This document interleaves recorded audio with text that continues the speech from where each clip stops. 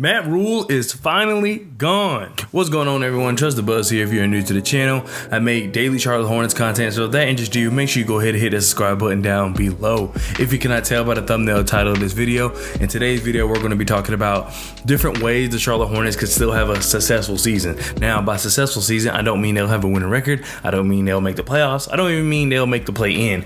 But there are ways that the team could still have a successful season, even though it may not look the best currently with the roster and just with the organization as a whole. Because I refuse to go into the season already upset and it would just ruin basketball for me this season. And I'm not having that. Like, I'm not going to let my favorite team, even though, I love them for whatever reason, ruin basketball for me. And that's kind of like the way I felt my mood towards the season was going, was because I was so negative about the team and just so disappointed in the team that it was kind of going to ruin basketball for me, or like this upcoming season, and I'm just not going to have that. So there are some positive outtakes that we can have as Charlotte Hornets fans, that if these things happen, I think it's a win in our book. Not a good win, but a win nonetheless.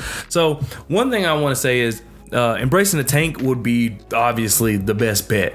So if you embrace the tank, you have guys like Gordon Hayward you can get rid of. I don't know how easily you could get rid of Terry Rozier, because he is on the first year of his 4-year extension that he got last year. So that may be rough to get rid of Terry Rozier. Like I said, Gordon Hayward, of course.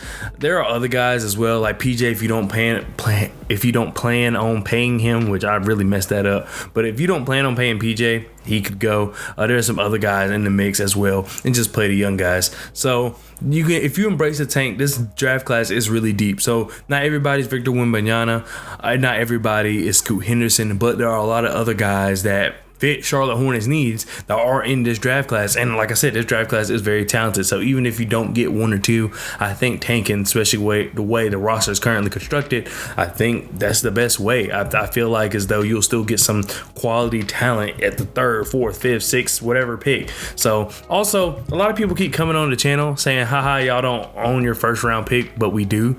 It's lottery protected. And if you think the Hornets are going to make the playoffs, then haha, joke's on you. So can y'all go look up something before you come over here and just start talking? Because I sent this guy this link and stuff, and he just hasn't said anything back. But he was in the comments saying, oh, well, too bad y'all don't own your 1st round pick.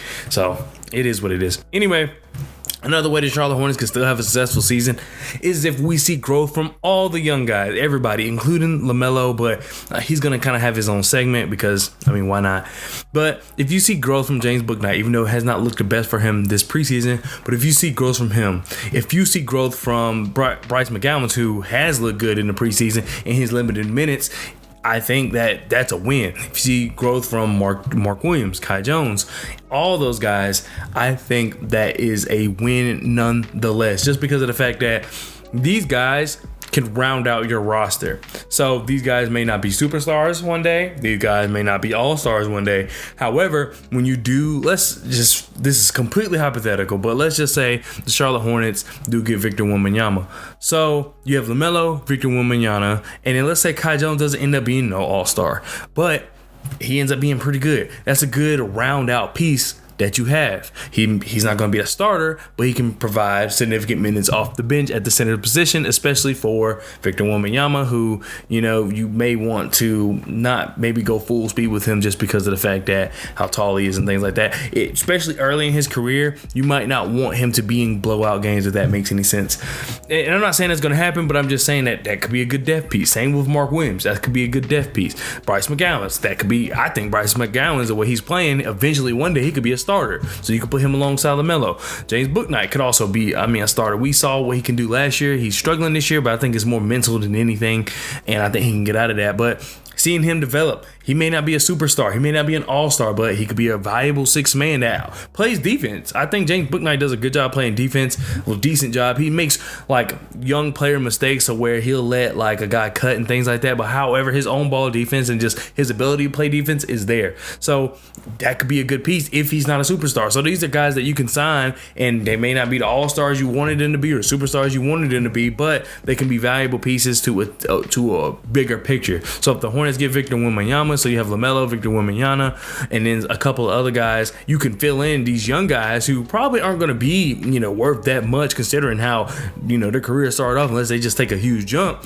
that could be some good pieces to have around and just have this team grow together. Like the Memphis Grizzlies, they have a lot of players that kind of just grew together. They have your two main guys, and then you have the Desmond Bane, and then you have just all these other guys, Xavier Tillman, like things like that. So that could be something to happen with the Charlotte Hornets if the young guys play and develop. That could be a win for this team. Now, another win could be just seeing LaMelo take the next step. And now we know LaMelo's good. We know LaMelo's talented. He still struggles to finish at the rim. We do see him adding some jumpers, like a mid-range jumper to his game. He still takes like deep threes. All this is based on preseason. When I say still, however, that's LaMelo's game. Also, it's not like he has that many weapons on the team as is.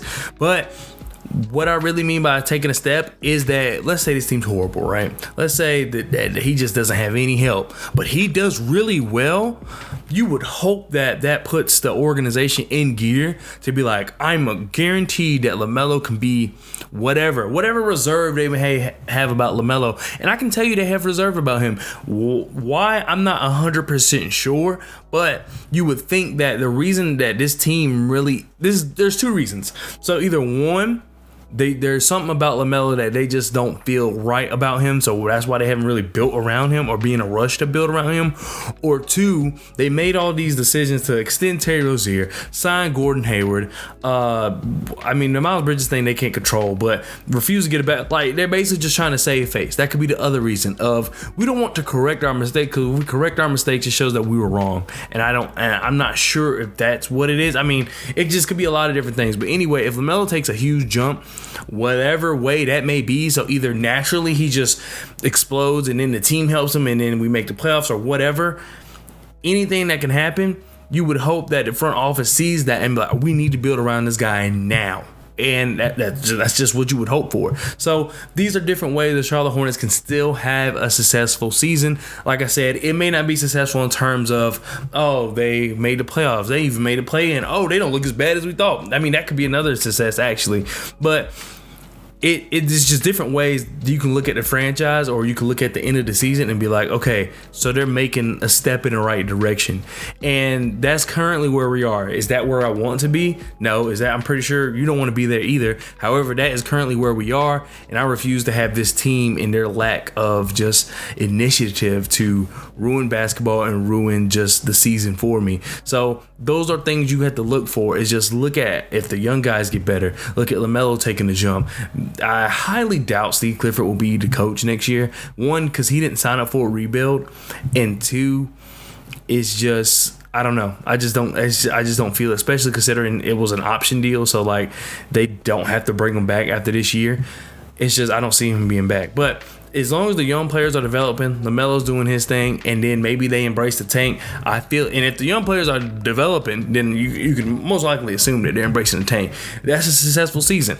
Now, if they make a trade and go for the right guys, we'll have to have another conversation, because the field goal post has been moved in terms of what a successful season looks like for this team. But the way the team's currently constructed, the way the team's currently ran, to me, the options I listed are kind of our best options to feel just even decent about this season. Let me know what you think about that down in the comment section below. Obviously, they play the Wizards tonight. I think Bradley Beal's out, but does that really even matter? It is just preseason. But of course, I'll have my post-game thoughts on that. Sorry I didn't have my post-game thoughts on the Celtics game. I just wasn't able to watch the game, and I went back and watched it, and I felt like it was much of the same, to be honest with you. And then also, there's a lot of guys who just beat me to the punch in terms of me just not being able to watch it, and those guys did a really good job covering it. So I just didn't want to reiterate, because that's one thing I try to refrain from doing, because I felt myself doing it a lot, is just reiterating things over and over again, even though this team has had some of the same problems the last 3-4 years. So I definitely will give my thoughts on the Wizards game. I can promise that. So, obviously tune in later for that. It probably will come in towards the end of the fourth quarter, because by then you usually have a good idea of, just what the team is going like. And then also I have a video coming out about just what can each player improve on, and I'm in the video, I'm going to try to refrain from being like, oh, LaMelo can shoot better or whatever. I want to use actual skill sets that they have and that they can improve on in order to be a better player for the team and just better player for themselves. So also stay tuned for that. That'll probably be tomorrow or something. But anyway, thank you so much for watching. Once again, happy Firing the Matt Rule Day, and I'll see you guys next time. Peace.